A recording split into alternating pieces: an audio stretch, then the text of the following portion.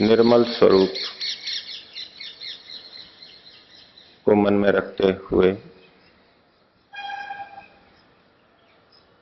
ओम का उच्चारण करेंगे।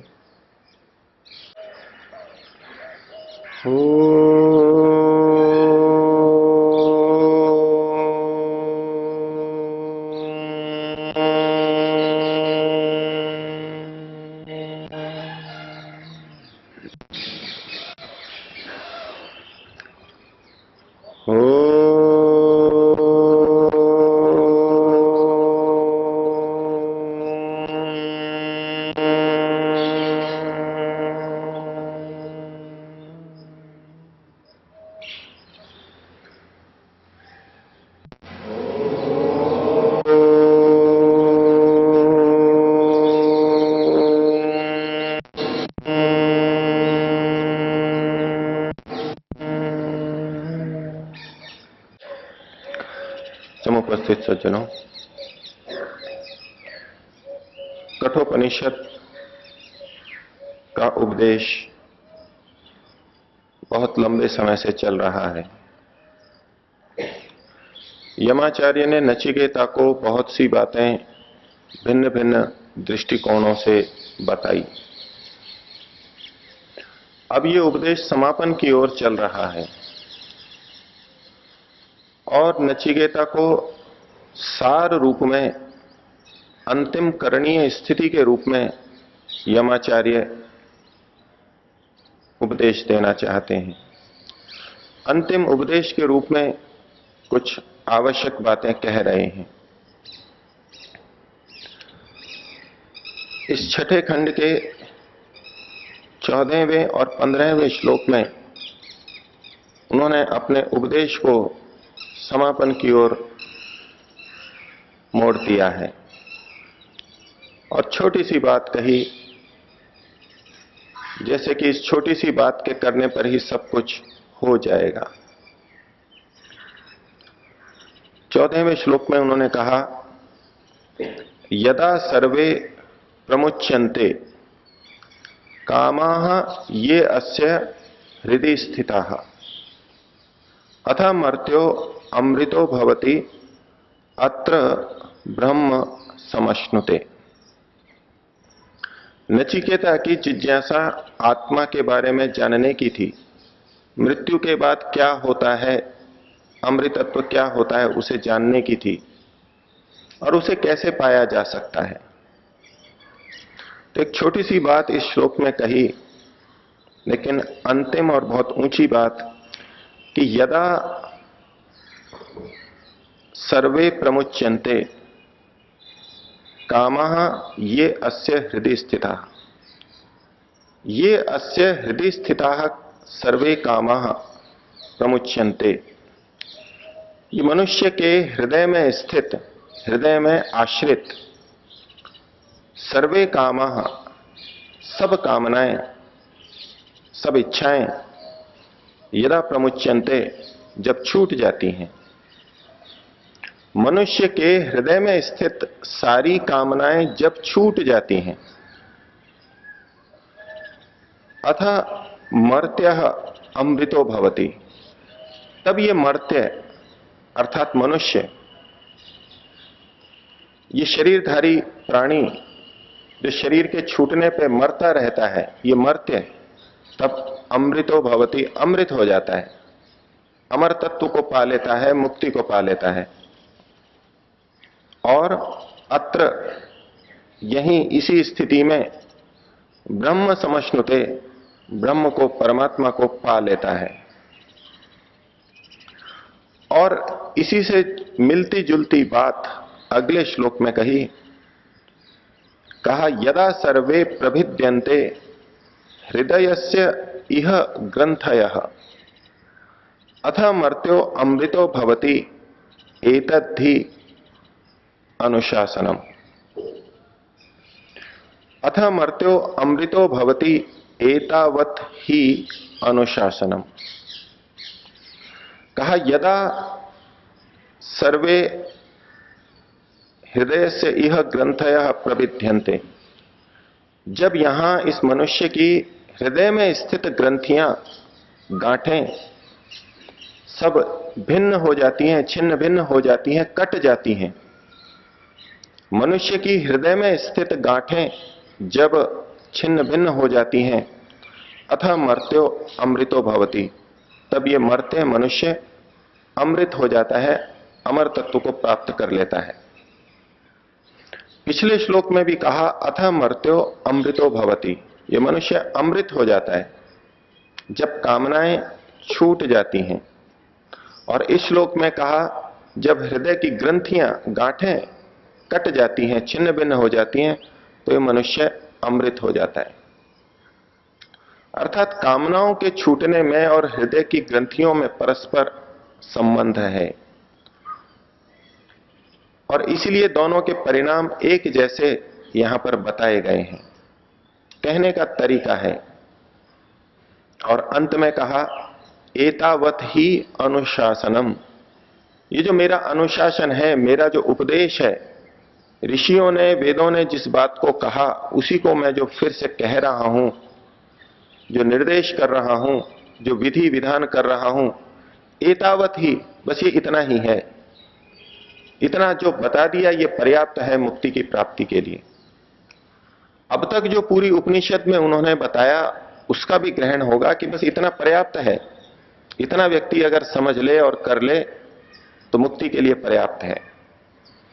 और यदि हम उसको और संकुचित करें तो इन 2 श्लोकों में जो बात कही गई, कहा बस यही अंतिम उद्देश्य है। ईश्वर के बारे में जितना वर्णन किया गया, आत्मा के बारे में किया गया, मुक्ति के बारे में किया गया, उस सब का प्रयोजन क्या है, उससे हमारी क्या स्थिति बननी है। तो कहा एक तो कामनाएं छूट जाएं और हृदय की ग्रंथियां छिन्न भिन्न हो जाएं। बस ये स्थिति अगर हमने पाली, यही हमारी स्थिति बन गई, तो मुक्ति तो हमारी हो जाएगी, अमर तत्व की हमको प्राप्ति हो जाएगी। यमाचार्य के द्वारा कहे गए इन श्लोकों में हमें विचार करने के लिए कुछ बातें हैं। जिन कामनाओं के छूटने के लिए यहां बात कही गई, उनके लिए कहा गया ये हृदय श्रिता, हृदय में आश्रित हैं। जो कामनाएं हृदय में आश्रित हैं, जो कामनाएं अंतःकरण में आश्रित हैं, हृदय का मतलब यहां पर अंतःकरण, अर्थात कामनाएं कहीं और भी आश्रित रहती हैं, इच्छाएं कहीं और भी आश्रित रहती हैं। जिन इच्छाओं के छूटने से मुक्ति को प्राप्त करता है वो कामनाएं हृदय में आश्रित हैं। आत्मा का जब स्वरूप हम जानते हैं तो वहां जो लक्षण बताए गए, वहां पर भी इच्छा ये गुण भी आत्मा का बताया गया है। अर्थात वो कामना करता है, प्रीति करता है। और आत्मा चूंकि नित्य द्रव्य है, नित्य वस्तु है, इसलिए उसके धर्म भी नित्य हैं, उसके अपने हैं, उसके स्वाभाविक हैं। आत्मा के जो स्वाभाविक धर्म है वो कभी आत्मा से छूट ही नहीं सकते, और न उनके छूटने के लिए उपदेश हो सकता है। तो फिर किन कामनाओं के छोड़ने की बात कही जा रही है? तो कहा कि जो हृदय में आश्रित हैं, अंतःकरण में आश्रित हैं। तो हृदय में आश्रित कामना और आत्मा की कामना, इनमें क्या कुछ भिन्नता है? आत्मा जो इच्छा करता है वही तो अंतःकरण के द्वारा अभिव्यक्त होती है, तदनुसार ही तो इंद्रियां प्रेरित होती हैं और व्यक्ति कर्म करता है, किसी वस्तु को पाता है, उसका उपभोग करता है। तो एक दृष्टि से देखा जाए तो आत्मा की जो इच्छा है वही तो अंतःकरण में प्रतिबिंबित होती है, प्रतीत होती है। और अंतःकरण की, हृदय की इच्छाओं को हटाने की, छूट जाने की बात यहां कही गई, तो क्या आत्मा की इच्छा भी छूट जाएगी? और जब तक आत्मा में इच्छा है, अर्थात नित्य स्वाभाविक इच्छा आत्मा में सदैव है, तो अंतःकरण की इच्छा क्या समाप्त हो सकती है? अंतःकरण की कामनाएं क्या समाप्त हो सकती हैं? आत्मा है, शरीर में विद्यमान है, तो अंतःकरण भी रहेगा, इंद्रियां शरीर भी रहेंगे। और आत्मा की इच्छा अंतःकरण में प्रतिबिंबित होगी। वो इच्छा हृदय से भी कभी जा नहीं सकती। जब तक शरीर है तब तक वो इच्छाएं भी रहेंगी। लेकिन फिर भी यमाचार्य कह रहे हैं कि जब इस मनुष्य की हृदय में आश्रित कामनाएं सारी की सारी छूट जाती हैं, तो किन इच्छाओं की तरफ, किन इच्छाओं की, कामनाओं की के हटने की तरफ उनका संकेत है। और यह भी हमको पता लगेगा कि आत्मा की इच्छा कुछ अलग है और हृदय में स्थित जो कामनाएं बन गई हैं वो कुछ और हैं।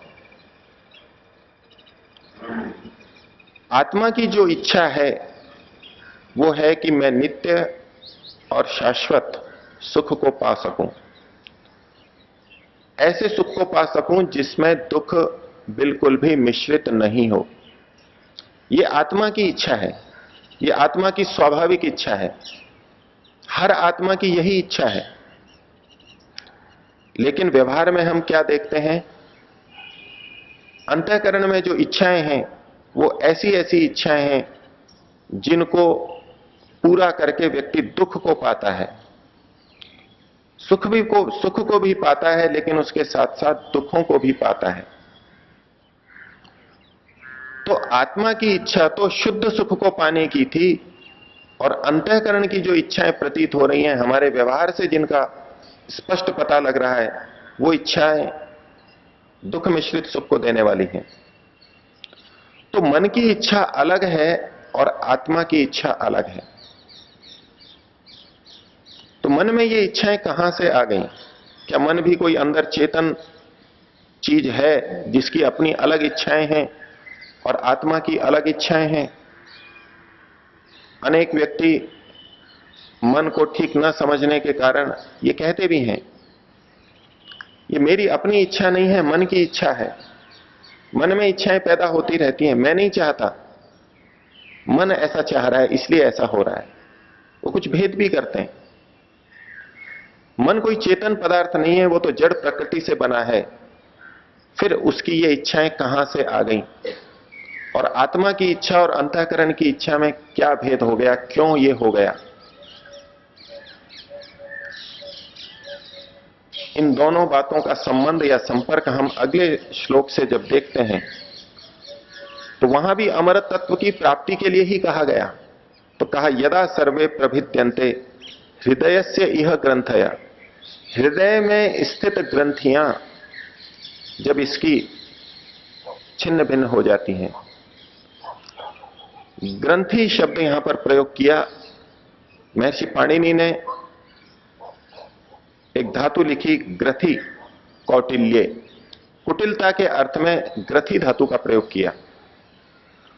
तो ग्रंथियां जो हैं वो हमारी कुटिलताएं हैं, हमारा तिर्यकपना है, तिरछापना है। अर्थात जो अविद्या आदि क्लेश हैं, अविद्या, अस्मिता, राग, द्वेष, अभिनिवेश, योग दर्शन में कहा कि सायम पंच पर्वा भवती अविद्या। ये अविद्या 5 पर्वों वाली होती है, 5 कोरों वाली होती है, 5 गांठों वाली होती है। उसी अविद्या रूपी ग्रंथि की बात कही गई। और इसके लिए भी कहा गया हृदयस्य ग्रंथया, हृदय की ग्रंथियां, हृदय में स्थित अविद्या, अंतःकरण में स्थित अविद्या। जिस प्रकार से कामनाओं के संदर्भ में हमने भेद किया, आत्मा की कामना और मन की कामना, उसी प्रकार से यहां अविद्या का भी, ग्रंथि का भी भेद करेंगे। एक हृदय में स्थित अविद्या ग्रंथि और एक आत्मा में स्थित अविद्या। तो जिस अविद्या के हटने, छिन्न भिन्न होने का उपदेश दिया जा रहा है वो हृदय में स्थित है। आत्मा में भी एक प्रकार की अविद्या विद्यमान है। आत्मा अल्पज्य है, आत्मा बहुत कम जानती है, अर्थात उसमें विद्या का अभाव है, अविद्या है। और आत्मा की यह अल्पज्यता उसकी स्वाभाविक है। आत्मा की यह अविद्या, अल्पज्यता, अल्पज्यता के रूप में जो ज्ञान का अभाव है वो आत्मा का स्वाभाविक है। वो स्वभावतः कभी नहीं हट सकता, इसलिए उसको हटाने की भी बात नहीं कही गई। लेकिन हृदय में स्थित जो अविद्या है अर्थात मिथ्या ज्ञान है, उसको हटाने की बात कही गई। अब कामनाओं का भेद हम समझें कि इस मिथ्या ज्ञान रूपी अविद्या के कारण से जो इच्छा का रूप परिवर्तित हो गया है, ये ठीक है, आत्मा के अंदर जो इच्छा है अंततोगत्वा उसी का प्रतिबिंब हमारे मन के अंदर है।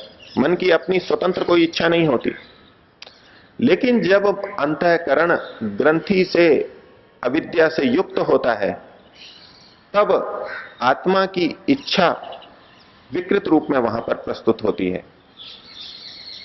और अविद्या से युक्त जब वो इच्छा होती है, वो हृदय की अंतःकरण की कामना होती है, और वो उन चीजों को भी हितकर प्रिय समझने लगता है जिनमें दुख मिश्रित है। तो आत्मा की इच्छा शुद्ध सुख को पाने की थी, लेकिन व्यवहार अंतःकरण के कारण यह है कि हम दुख मिश्रित सुख को भी चाह रहे हैं। ये अविद्या के मिश्रण के कारण, ग्रंथि के मिश्रण के कारण से है। तो यमाचार्य उस कामना को हटाने की बात कर रहे हैं जो हृदय में अंतःकरण में आश्रित है, अर्थात मिथ्या कामना है, जो कि हमारी अंदर की वास्तविक कामना नहीं है। और उस मिथ्या ज्ञान को हटाने की बात कर रहे हैं जो अंतःकरण में आश्रित है। आत्मा के अंदर वो मिथ्या ज्ञान नहीं होता। और जिस समय मन की ये मिथ्या कामनाएं हट जाएंगी, अंतःकरण की मिथ्या कामनाएं हट जाएंगी, तब अंतःकरण में शुद्ध कामना पैदा होगी। जो कामना आत्मा की है वही कामना अंतःकरण में शुद्ध रूप में विद्यमान होगी, और तब व्यक्ति मुक्ति को प्राप्त करेगा।